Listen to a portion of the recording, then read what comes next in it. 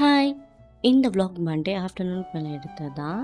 Monday lunch மெனுமே எனக்கு பிடிச்ச மாதிரி தான் ரெடி பண்ணியிருந்தேன். அப்படி என்னெல்லாம் குக் பண்ணியிருந்தேன்னு பார்க்கலாமா? ஒயிட் ரைஸ், ஆந்திரா ஸ்டைலில் சாம்பார், அது கூடவே மஷ்ரூம் குருமா, பாயில்ட் எக் வச்சு லன்ச் கம்ப்ளீட் பண்ணியாச்சு. இன்றைக்கி இந்த வீடியோவில் உங்கள் கூட நான் செஞ்ச மஷ்ரூம் குருமா பற்றி தான் ஷேர் பண்ணிக்க போகிறேன்.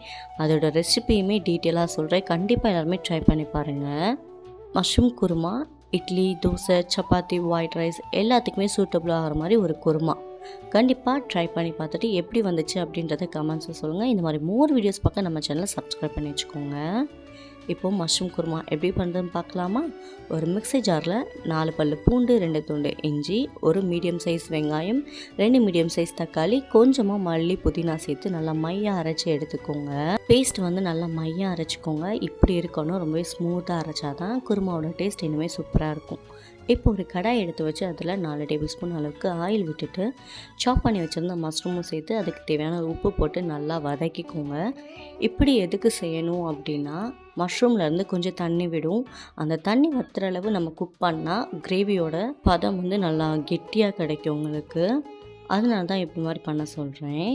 இப்போது மஷ்ரூம் நல்லா வதங்கினதுக்கு அப்புறமா 1 டேபிள் ஸ்பூன் அளவுக்கு சில்லி தூள், 1/4 டேபிள் ஸ்பூன் அளவுக்கு மஞ்சள் தூள், 1/4 டேபிள் ஸ்பூன் அளவுக்கு கரம் மசாலா, 1 டீஸ்பூன் அளவுக்கு மல்லித்தூள் சேர்த்து நல்லா வதக்கிக்கோங்க. அதோட பச்சை ஸ்மெல் போகிற அளவுக்கு நல்லா வதக்கிட்டு தனியாக ஒரு பவுலில் எடுத்து வச்சுருங்க.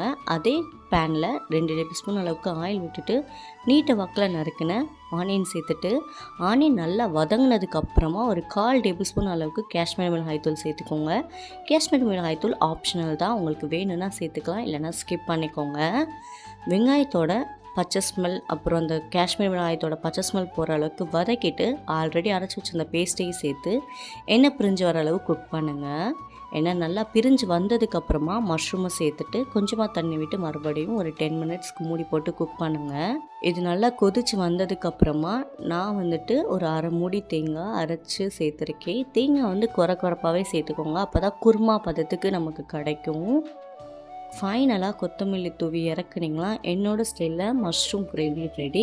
கண்டிப்பாக இதை ட்ரை பண்ணி பார்த்துட்டு எப்படி வந்துச்சு அப்படின்றத என் கூட கமெண்ட்ஸில் ஷேர் பண்ணிக்கோங்க. இந்த மாதிரி மோர் ரெசிபீஸ் பார்க்க நம்ம சேனலை சப்ஸ்கிரைப் பண்ணி வச்சுக்கோங்க. இந்த வீடியோ பிடிச்சிருந்தா இந்த வீடியோக்கு ஒரு லைக் போட்டுருங்க. கீழே என்னோட இன்ஸ்டாகிராம் பேஜை டேக் பண்ணுறேன், மறக்காமல் ஃபாலோ பண்ணிக்கோங்க. பாய்.